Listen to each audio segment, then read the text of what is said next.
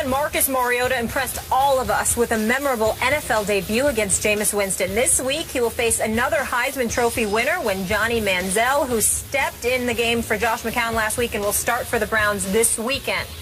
Stephen A., which quarterback has a better game when the Titans face the Browns, Mariota or Manziel? Eminem.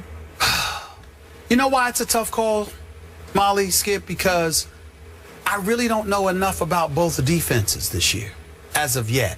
It's not like Mariota has to play against Manziel or vice versa. They've got to play against those defenses. With Mariota, I will tell you that I think he's incredibly, incredibly impressive thus far after 1 week.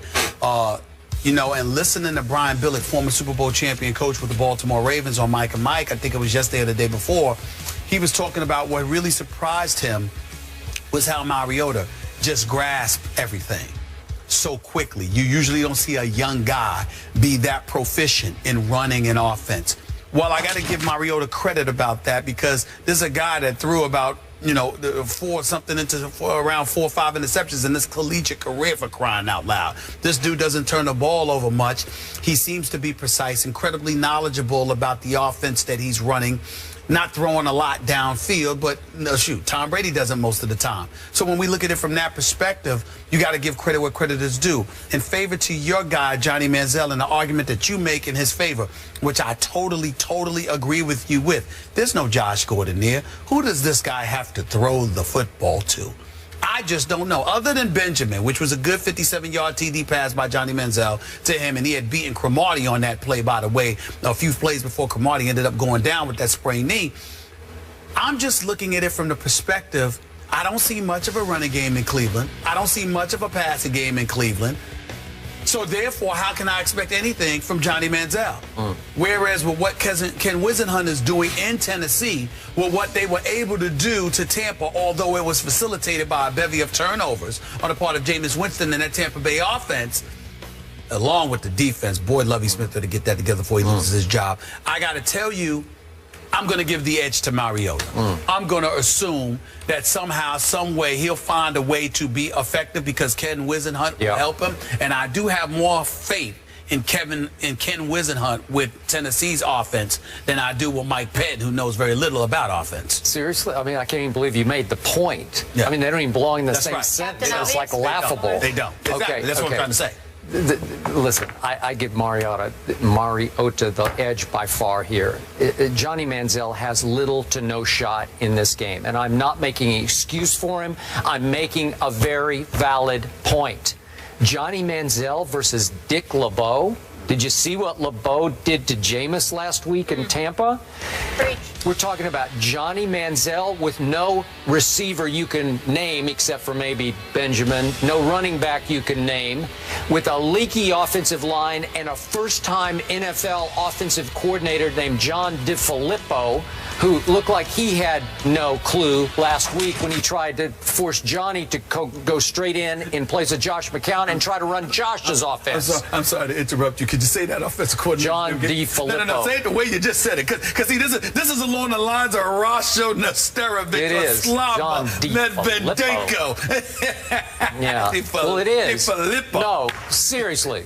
Who the heck is that? And where did he come from? San Jose State, I believe, was his last stop? I mean, what are we doing here? So at least Johnny got the first string snaps this week. That's a benefit. Did he get all of them? And yeah, I hope so. And I hope that they will at least let him run maybe a rollout or a quarterback draw or maybe 2 spread option plays. How about that? Let him do what he does, and maybe he will, as you say, survive this game.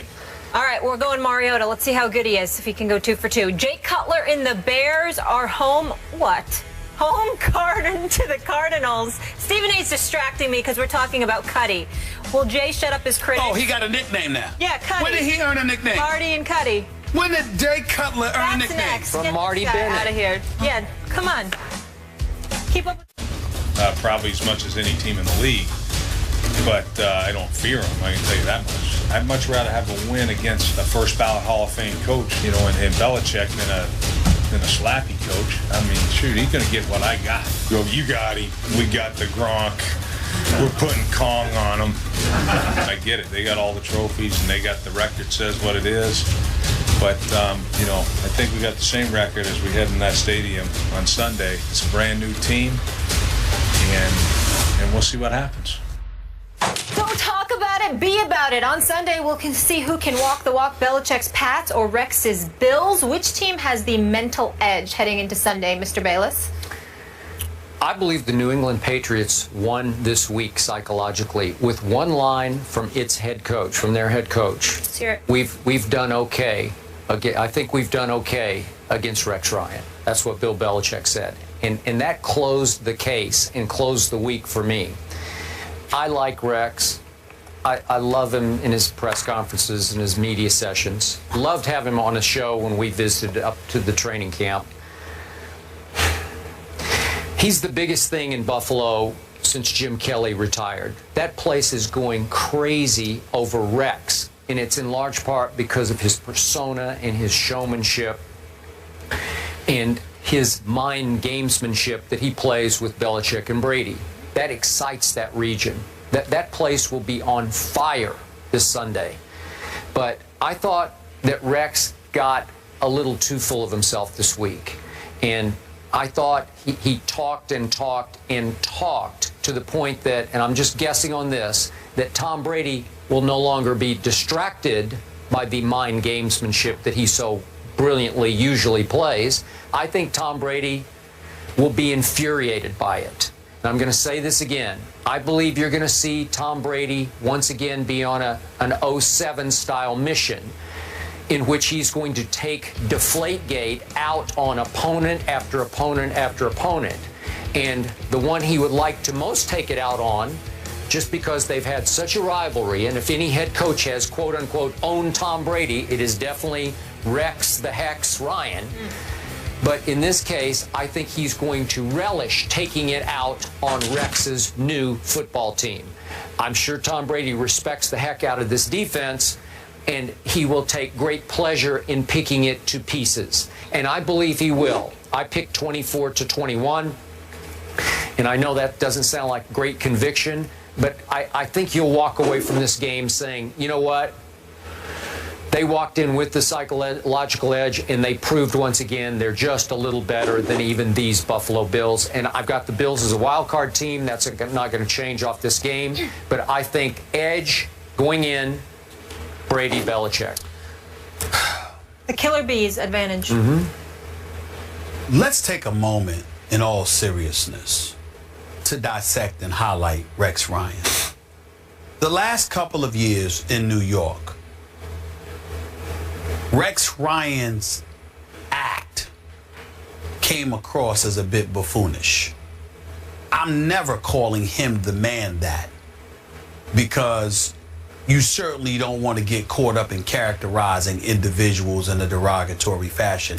And I'm certainly not doing that with Rex Ryan. I'm talking about his act. Yeah. Not talking about him, the man. But even though his act came across as a bit buffoonish, it was first validated by him talking the talk and delivering the Jets to 2 consecutive AFC Championship games. Yeah. Now let's fast forward to Buffalo.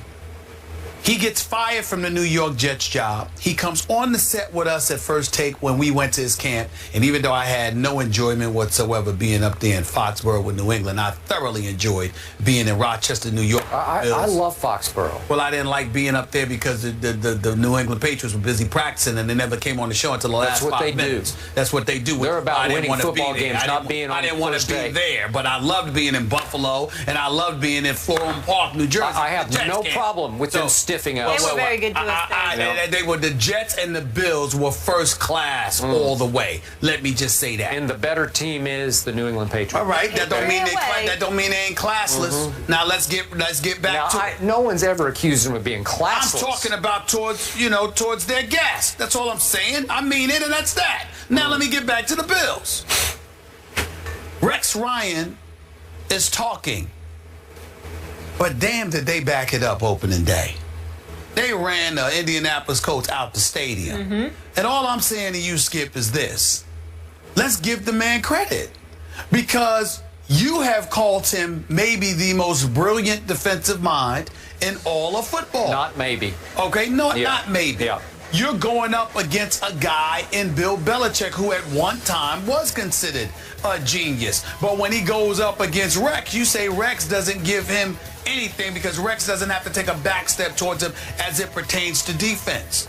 All I'm saying is that Rex Ryan has earned the right from a defensive standpoint, particularly when you see the defensive personnel that he has at his disposal with this Bills team.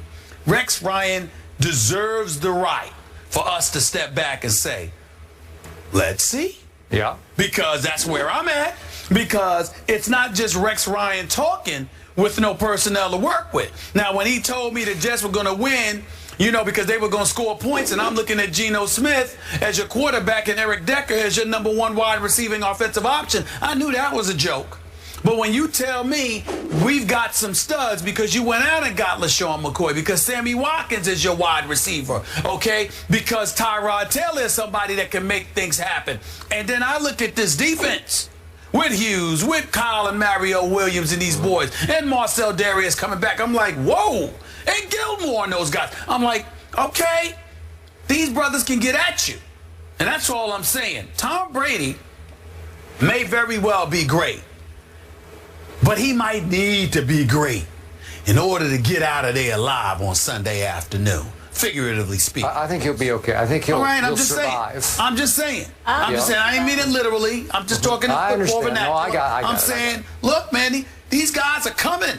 And we know that Rex has brought the house when he hasn't had personnel like this. He had a strong secondary in New York. In Buffalo, he's got a front seven, man, that might be the best in the NFL. Okay. It's not a joke. All right. It's definitely not a joke.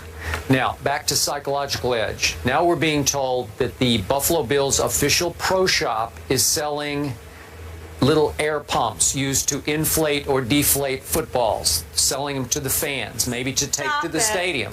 So we're being told. Not a big deal, but I'm telling you it's going to be a deal. I will admit to you. I will admit to you, to do something like that to a guy like Tom Brady, he'll pay attention to that. I do believe he will take that to heart, and he will take it out I'm just on the saying, Bills. he's the kind of he guy. Will. Listen, he is the kind Michael of guy. Jordan not only taught us that, he taught me, look, little things that get said or implied to you, to the great one. I completely agree. We always hear that. Yep. Tom Brady's great. Advantage Brady. We have to leave it there. LaShawn McCoy did participate in drills, so that should be a good sign that maybe he'll be going on Sunday. Let's hope so. Speaking of Sunday, we got another matchup of Heisman-winning quarterbacks Marcus Mariota and the Titans face Johnny Manziel and the Browns. Johnny is starting. We'll discuss that one next. Who has the upper hand? Don't miss that. I said Eminem. I'm surprised that Molly wouldn't pick up on that, considering that Molly starts with an M.